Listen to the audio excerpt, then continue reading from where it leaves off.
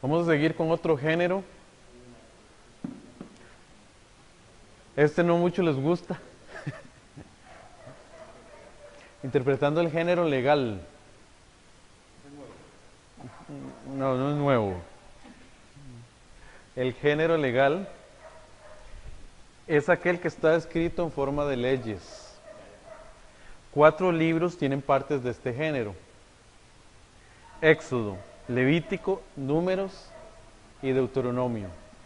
De hecho, es curioso, de los cursos de MINS, creo que muy poquitas personas han escrito. Si acaso hay, creo que alguien escribió de Éxodo,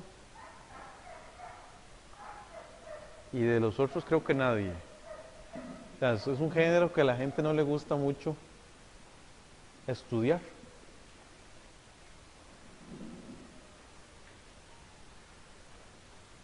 Vamos a hablar de los tipos de leyes primero. Ahí me estoy basando en la Confesión de Westminster, que es la confesión presbiteriana más conocida.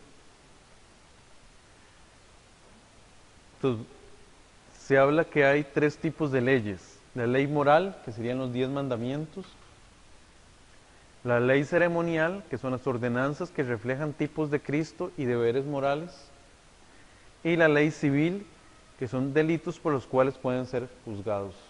¿Okay? Entonces, en estos libros hay de esos 3 tipos de leyes, ¿verdad? Están los 10 mandamientos, que se le conoce como ley moral. También hay leyes que tienen que ver con ceremonias, con fiestas religiosas, con lo que tenía que ver con el tabernáculo, ¿verdad? Que en general se le conoce que son reflejos del tipos de Cristo, o sea, que apuntaban a Cristo.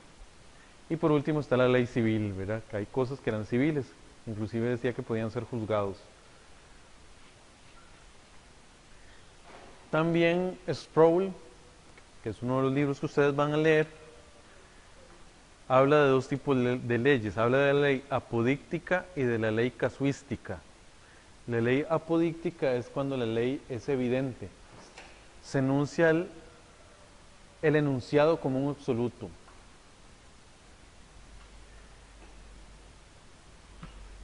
Les leo la diapositiva, dice: expresa absolutos y van seguida de una forma directa personal, como harás o no harás. Ejemplo, los 10 mandamientos. O sea, no matarás, no hurtarás, no tendrás dioses ajenos. O sea, es una forma de harás esto o no harás esto. Así expresada las leyes apodícticas, ¿verdad? Que se les conoce como leyes evidentes. Vamos a leer, bueno, podemos quedarnos con los 10 mandamientos, ¿verdad? Pero si quieren leemos ese otro, Levítico 19, 9 a 14. Levítico 19, 9 a 14.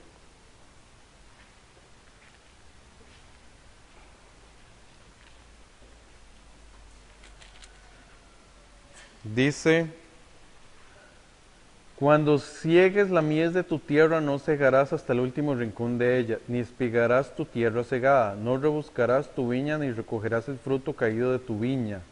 Para el pobre y para el extranjero lo dejarás, yo Jehová vuestro Dios. No robaréis, no mentiréis, ni os engañaréis el uno al otro, no juraréis en falso por mi nombre, profanando así el nombre de Dios, yo Jehová. No oprimirás a tu prójimo, ni le robarás. No retendrás el salario del jornalero en tu casa hasta la mañana siguiente. No maldecirás al sordo, ni delante del ciego pondrás tropiezo, sino que tendrás temor de Dios, yo Jehová. ¿Okay? Son versículos que están escritos en forma de leyes y son leyes como directas, que dicen: hagas esto o no hagas esto. Pero también está otra que se llama la ley casuística, que es como caso por caso. Básicamente usa la forma sí, entonces, como un condicional. Vamos a leer algún ejemplo. Digamos, Éxodo 23, 4.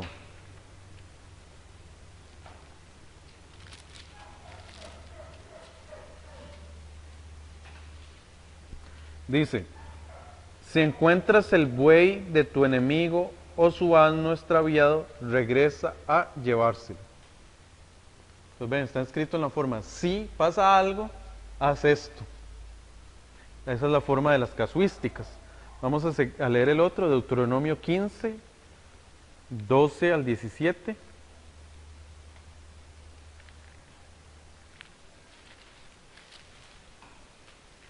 Dice, si se vende a ti tu hermano hebreo o hebrea, te servirá 6 años y al séptimo le dejarás, y cuando lo dejes libre no lo enviarás con las manos vacías. Lo abastecerás liberalmente de tus ovejas, de tu era y de tu lagar. Le darás de aquello con que Jehová te haya bendecido. Te acordarás de que fuiste siervo en la tierra de Egipto y que Jehová tu Dios te rescató. Por eso yo te mando hoy. Pero si, y vean que ahí hay otra condición, si Él te dice, no te dejaré porque te ama a ti y a tu casa y porque la vivían contigo, entonces tomarás una lesma, horadarás su oreja contra la puerta y será tu siervo para siempre. Así también harás con tu criada. No te parezca duro cuando lo dejes libre, pues por la mitad de su por la mitad del costo de un jornalero te sirvió 6 años y Jehová tu Dios te bendecirá en todo cuanto hagas. Entonces básicamente se refieren a leyes que están expresadas en esa forma, como una condición. Si pasa esto, haz esto, ¿verdad? Ahora hablemos un poquito. Muchos dicen, bueno, ya las leyes pasaron, ya pasó el tiempo de la ley, estamos en el tiempo de la gracia, usan expresiones similares, ¿verdad? Ahora, ¿para qué sirve la ley hoy como cristianos? Bueno, en primer lugar, es una regla de vida que nos informa la voluntad de Dios y de sus deberes. Número 2, descubre nuestra naturaleza pecaminosa. Dice lo imposible que es agradar a Dios por nosotros mismos, porque nosotros no podemos guardar los 10 mandamientos, ni mucho menos el resto de los mandamientos. Nos hace reconocer que necesitamos a Cristo y las consecuencias positivas y negativas que muchas veces se muestran en los pasajes que hablan de las leyes y de los mandamientos, nos muestran que Dios detesta el pecado y ama la obediencia. Pero sí, la ley todavía nos sigue sirviendo en el hoy. ¿Por qué? Porque nos ayuda a identificar lo insuficientes que somos, de que no podemos cumplirla y que necesitamos a Cristo, que fue el único que pudo cumplir la ley hasta el último detalle. Algunas pautas para interpretar las leyes. La ley es parte de un pacto. Okay, eso es muy importante. La ley es parte de un pacto, del pacto mosaico. Un pacto que hizo Dios con Moisés.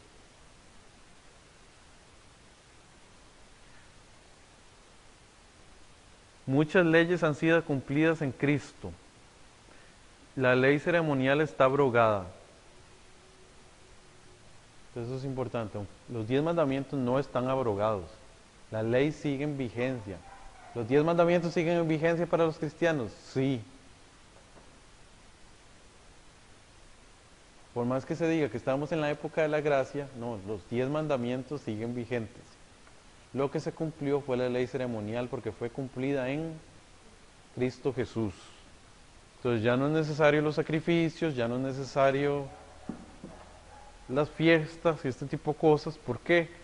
Porque Cristo cumplió toda la ley ceremonial. Entonces vamos a leer algunos pasajes. Colosenses 2, 14, 16 y 17.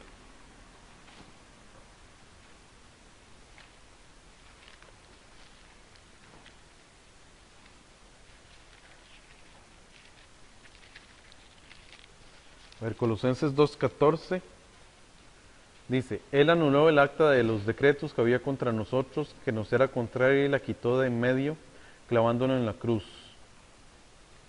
Luego dice el 16, por tanto, nadie os critique en asuntos de comida o de bebida, en cuanto a días de fiesta, luna nueva o sábados. Todo esto es sombra de lo que ha de venir. pero el cuerpo es de Cristo. O sea, todas las ceremonias, todo lo del tabernáculo, todas las fiestas apuntaban a Cristo, eran una sombra de lo que iba a ser Cristo en la cruz. ¿Okay? Vamos a leer otro más, Efesios 2. Efesios 2, 15 y 16.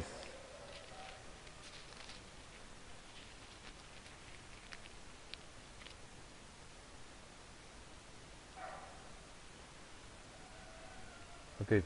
Aboliendo en su carne las enemistades, la ley de los mandamientos expresados en ordenanzas, para crear en sí mismo de los dos un solo y nuevo hombre, haciendo la paz, y mediante la cruz reconciliar con Dios a ambos en un solo cuerpo, matando en ella las enemistades. ¿Ok? Entonces quedamos claros, ¿verdad? La ley ceremonial ya se cumplió en Cristo Jesús. Por eso no tenemos que seguir ofreciendo sacrificios. Ni seguimos haciendo las fiestas judías. Ni guardando el sábado. Bueno, eso es otra historia, pero sí, ni guardando, porque realmente el sábado es uno de los 10 mandamientos, ¿verdad? Pero sí, con respecto al sábado, básicamente decimos que la mejor traducción es día de reposo, pues sí guardamos el día de reposo y lo seguimos guardando, solo que la iglesia cristiana a partir del Nuevo Testamento empezó a seguir guardando el domingo y no el sábado. Lo que hoy conocemos en castellano como sábado, ¿verdad? Porque realmente ahí la palabra adecuada en hebreo es Shabbat, que podría ser traducida como día de reposo. Entonces los cristianos guardamos el domingo como día de reposo.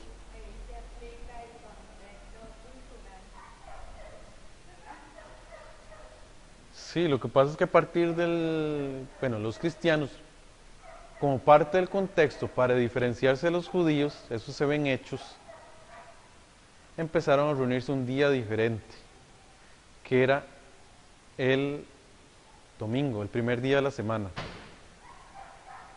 Entonces, a partir de ahí se ve, y de hecho aún, si uno ve la Didaché, que es la doctrina de los 12 apóstoles, ¿verdad? No sé si vieron Patrística o Historia de la Iglesia ajá, antigua. La Didaché inclusive menciona que la iglesia cristiana empezó a reunirse entre semana, ciertos días para hacer ayuno, diferente a los días de ayuno de los judíos, porque precisamente una de las cosas que tuvo que hacer la iglesia fue tratar de verse diferente a los judíos. Y eso pasó en los primeros, de hecho en el primer siglo del cristianismo, ¿verdad? Entonces ya eso es otra historia.